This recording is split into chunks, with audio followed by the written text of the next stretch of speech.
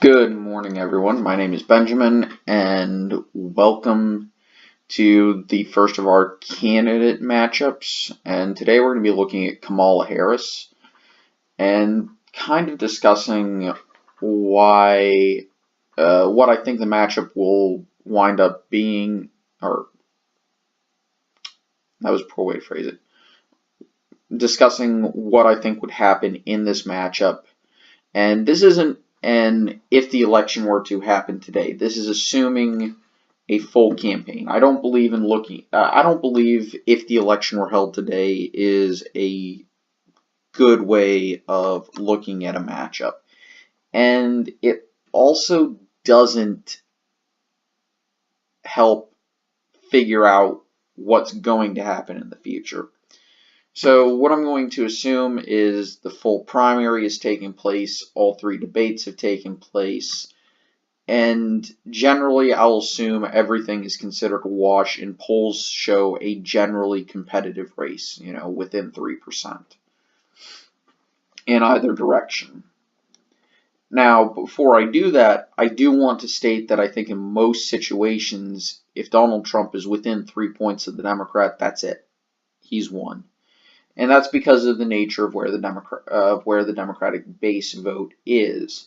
Now, it's not to say that they don't have strong pockets in, say, the Deep South, where African Americans make up a majority along the, say, Mississippi River, and in certain rural counties stretching from southern Virginia all the way through North Carolina, South Carolina, Georgia, Alabama, and Mississippi. And of course into Arkansas and Louisiana. But the majority of Democratic voters are in places like Seattle, Portland, the Bay Area. Sorry about that. Chicago, New York, that would be the New York metro area, Boston, and the DC area, as well as Philadelphia. But you can point to every major city and say, well, that's where the majority of the Democratic vote is. And that's even true in the states themselves that this is contained within. Cook County has almost half the population of Illinois. New York City has almost half the population of the state of New York. And it leads to a situation where those states can pretty much outvote most of the rest of the nation, and the more evenly divided swing states have to make up if the Republican is going to win. If the Democrats are going to win, it doesn't matter. So I'm going to again show confidence margin. For any non-model based forecast, that's what the shading means. So a likely is something I'm fairly certain will happen, and it would take a major event to change that. So Texas and Georgia I'm counting as likely. Same with Iowa and Ohio, and that would be in the Republican column, even with Kamala Harris. In terms of voting for the Democrats, I'm fairly certain about Delaware and Virginia. Going back into the lean column. This is where I'm just going to put these states because I think they're going to vote for the Republican, but I'm not 100% certain. And North Carolina is a turnout-based state. Arizona is moving towards the Democrats, obviously. So we have that normal standard mess. I'm actually only going to lean Colorado because it was closer than I think most people think it was in 2016. It was within 5%. It was actually closer to 3%.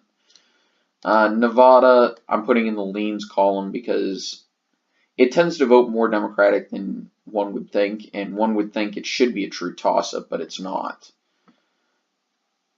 Going to New Hampshire, I'm putting that in the leans column, and I'm also putting Maine at large in the leans column. I think Kamala Harris can maintain enough support in both of those states to carry them in the Portland area and New Hampshire just across the board. Maine is going to, of course, probably split its electoral vote again, and I should have changed this to a lane. Sorry about that. But I'm fairly certain that Maine is going to split its electoral vote again because the other half of the state is completely different than Portland, Maine, and is extremely rural. It is Trump country.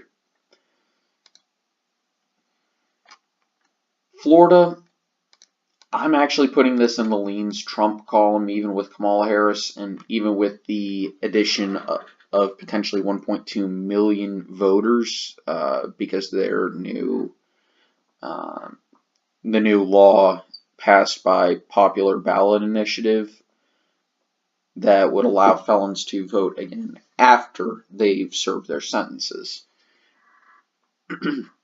I think there's going to be a good, I think Donald Trump is going to have much better messaging, a get out the vote campaign than he did in 2016. And I also don't think Kamala Harris is as inspiring of a candidate as a lot of the other Democrats who are running. She's not as inspiring as, say, a Sanders or a Biden.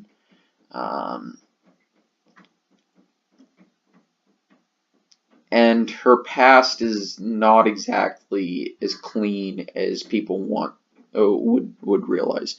She was not a controversy-free prosecutor. She was known for going very hard for the most aggressive sentences possible. And that includes for illegal immigrants as well as drugs. So she's not exactly the progressive saint that she would prefer a campaign to portray her as. And she's also not trying to portray herself as an ultra-progressive. She's trying to portray herself as someone who is progressive but is able to work across the aisle.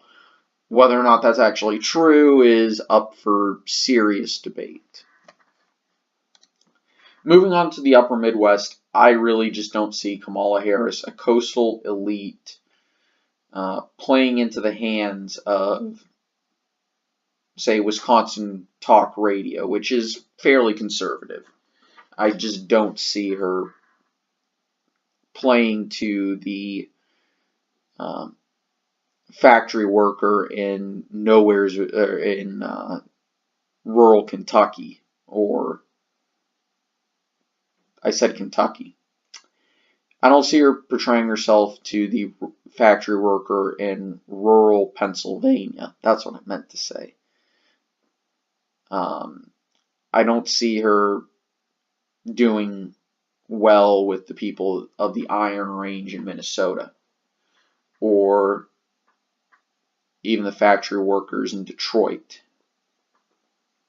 Sure, they may support some left-wing policy ideas. They may be union members. But they also are probably going to like some of the economic policies of Donald Trump. Maybe not the tariffs, and maybe not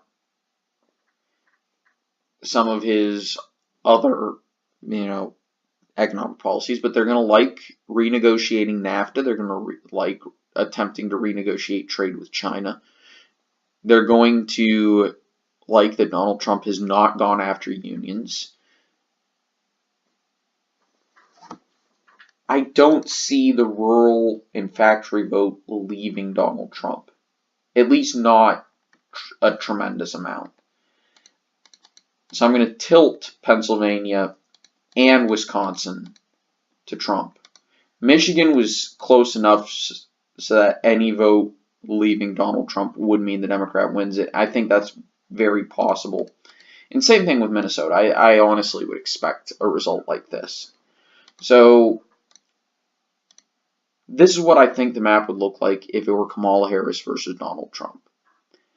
Basically, Michigan flips back into the Democratic column, but that's just because Donald Trump is not able to maintain a 12,000 vote gap.